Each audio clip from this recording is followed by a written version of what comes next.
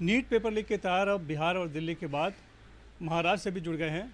Maharashtra ATS को कल एक गुप्त सूचना मिली थी कि लातूर जिले के 2 शिक्षक जो कि जिला परिषद के शिक्षक हैं, उनका कहीं ना कहीं हाथ है पेपर लीक मामले में, उनका संबंध है। हालांकि दिन में दोनों शिक्षकों को, जलील पठान और संजय जाधव को बुलाकर एटीएस ने पूछताछ की, लेकिन प्राथमिक पूछताछ के बाद दोनों को जाने दिया क्योंकि कुछ संदिग्ध नहीं मिला। लेकिन उनके फ़ोन जब खंगाले गए और जब उसका डिटेल मिला तब पता चला कि दोनों के गैलरी में कुछ ऐसे प्रवेश पत्र हैं जो कि पेपर से जुड़े हुए हैं और पैसों के लेन देन भी हुए हैं। उसके बाद जो है कि एटीएस ने लातूर पुलिस थाने में एक एफआईआर दर्ज कराई और उसके बाद लातूर पुलिस ने जाकर जलील पठान को तो रात में गिरफ्तार कर लिया, लेकिन संजय जाधव इस समय फरार है, जिसकी कि तलाश चल रही है।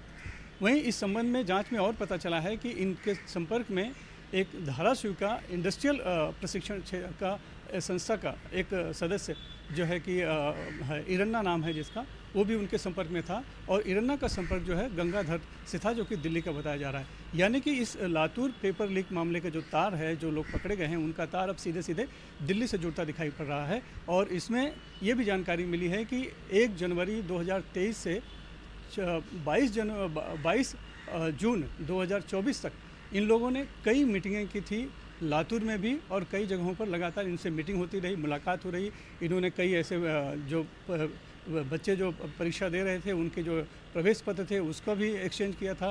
पैसों के लेन देन के बारे में जानकारी मिली है। तो ये पता चल रहा है कि जो दोनों शिक्षक जो हैं, जो प्रमुख जो आरोपी हैं, वो एक प्राइवेट कोचिंग क्लासेस में भी पढ़ाते थे। उन्हीं के जरिए उनका संपर्क जो बच्चों से होता था और उन बच्चों को पास कराने के नाम पे, लालच के नाम पे वो पैसे लेते थे और फिर उनका डिटेल जो है वो पहले इरन्ना को देते थे, इरन्ना जो है कि गंगाधर को दिया करता था।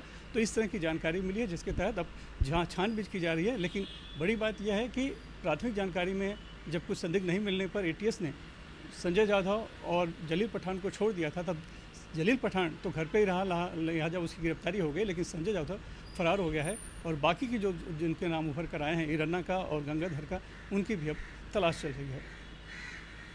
मुंबई से सुनील सिंह, एनडीटीवी इंडिया।